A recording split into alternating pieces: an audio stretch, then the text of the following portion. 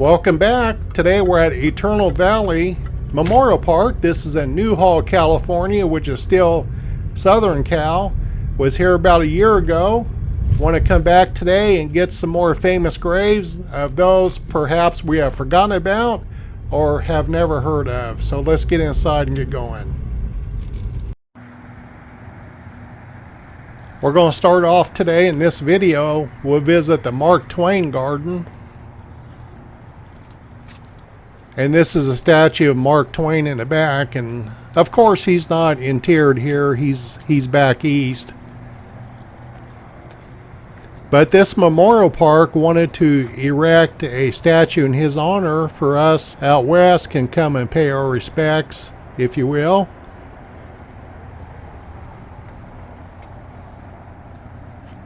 There are several streets across America named after Mark Twain, including Las Vegas, where I'm from. This is a nice section. Private, it's surrounded by shrubbery. You wouldn't know it was here unless you noticed the gate.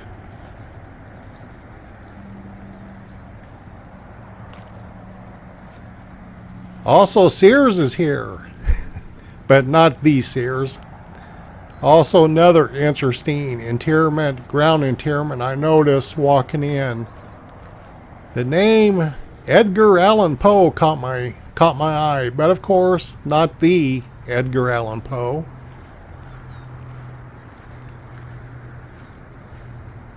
Just want to stop in briefly. I tried to remember to latch the gates. We'll continue. We'll go across the road. There's a couple of other ground interments I like to visit and tell their stories. This next stop, coming right up, yes, here we are. George Spahn, George Christian Spahn of the Spahn Ranch. George wearing Stacy Adams. These are called old man comfort shoes. Also, please note that he has suspenders holding up his stockings. George is originally from Pennsylvania. He has some acreage, which is a dairy farm. He also has a dairy milk route that was his main income. This is back in the day when horses would pull the milk wagon. So you can just imagine in the wintertime with the frozen ice and snow and slush, George gets tired of that life. He decides to go west, young man. He quickly sells his property. He comes out to Southern California. He gets his eye on an old movie ranch in Chatsworth, California.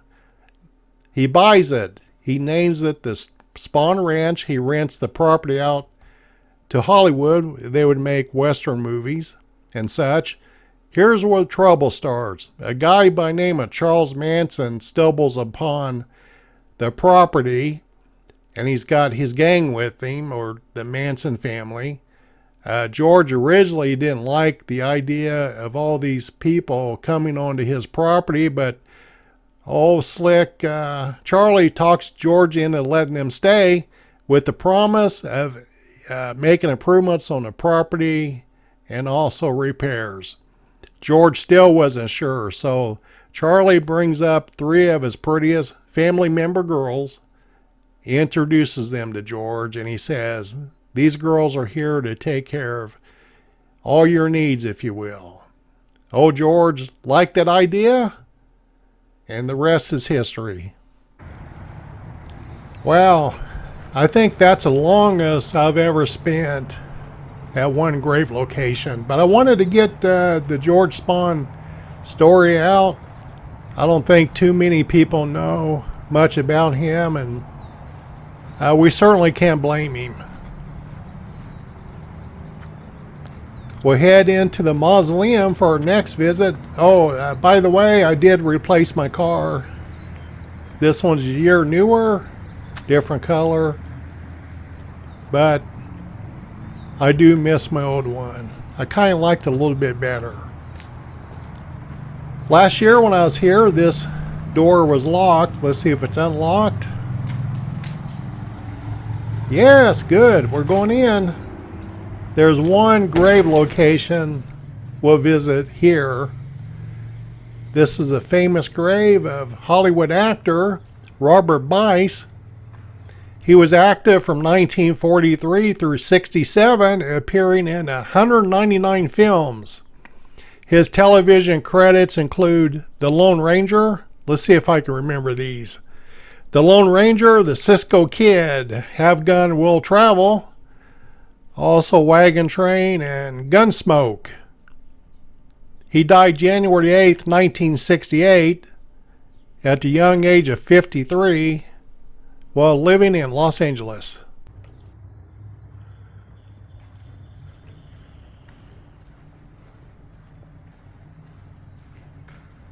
You know, I was just thinking, I just made the quickest mausoleum visit ever, and prior to this was the longest grave visit with George Spahn. So, longest to the shortest. This section right here in the middle, this is new since the last time I was here. Please note there's no names.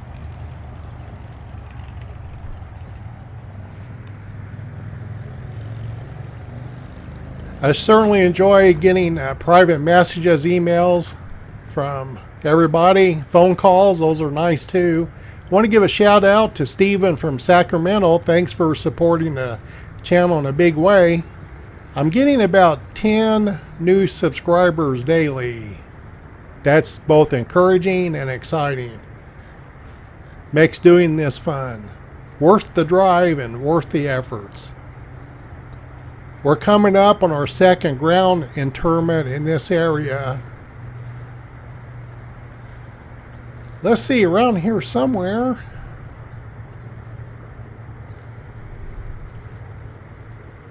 Okay, here we go.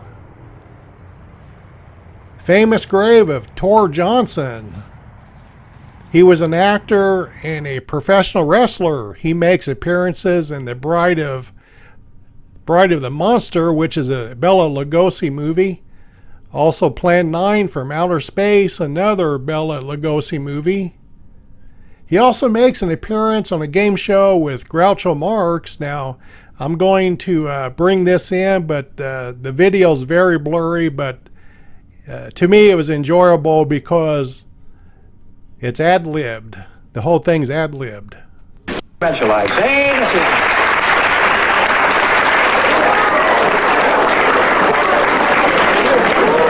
Say the secret word and you divide an extra 100 or there. Who are you, crew chef? Tor Johnson. You're Tor Johnson? Why? Did he get angry at him? No, that's the sweetest name. Tor Johnson is the sweetest name. Oh, Tor Johnson, you mean, huh? Yes, sir. I can't say Johnson. Just for the record, what's your gross tonnage? It's about 387 pounds. Is that strip for Jim? That's soaking wet. What are the rest of your dimensions, Tor? Personally, I'm not interested, but you may be an old boxcar that the Union Pacific Railroad is looking for. My hips are 60, my stomach waistline is 54, and the chest is 62. My bicep is 22, and the neck is 20. We have the same measurements. Yes. He has a full head of blonde hair. He may be the first guy to shave his head. Now we're going to head over by these hedges. There's a couple of ground interments we'll make over there. We're just at the mausoleum. Now we're at the famous grave of Tex Williams. Not to be confused with Hank Williams. Tex Williams. He's a country and western singer from the 1940s. His biggest hit was Smoke, Smoke, Smoke, That Cigarette, which was #1 for amazing 16 weeks.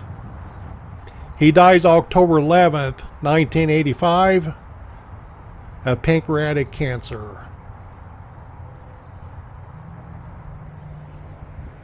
Hey, let's see if I can jump these hedges. Nope, not when you're 65 years old, by golly. Well, as you can see, I walked around. Now we find ourselves at the Will Rogers section of the memorial park.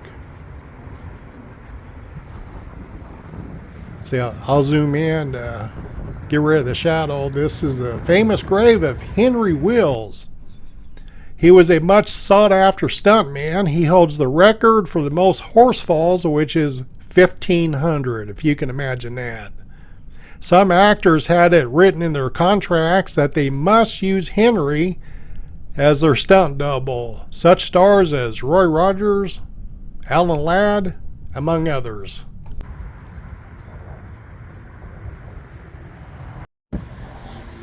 Straight ahead, that's Route 14. Takes me to Palmdale, then over to Las Vegas. A little less traffic going that route.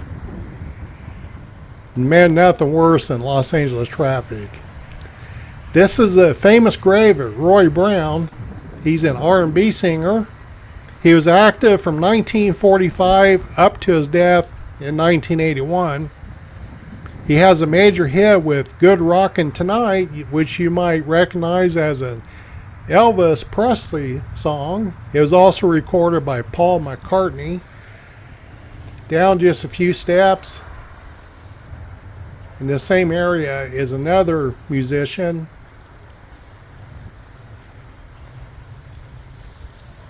We're at the unmarked grave of Andre Crouch.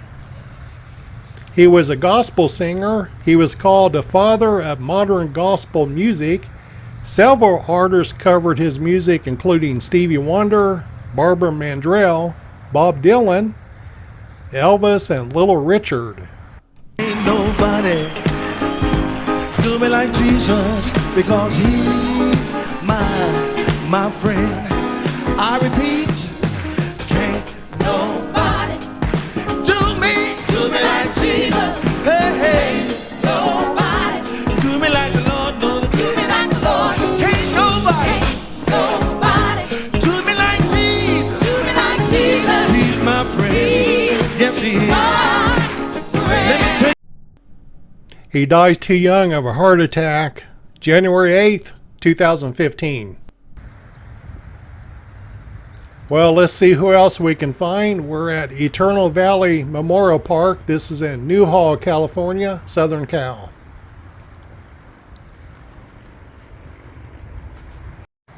I was just noticing this service. Looks like there's a backhoe down there digging. I've never seen that before. It's usually done prior to the service, isn't it? Hey, anybody wants to send me an email, I'll put my email address up now. Also, my name is Dave Ledbetter. I certainly enjoy hearing from everybody. I like making new friends. I appreciate the suggestions. That means a lot to me. Comments are good, and I try to answer every one of them. And I look forward to seeing them after I post the video.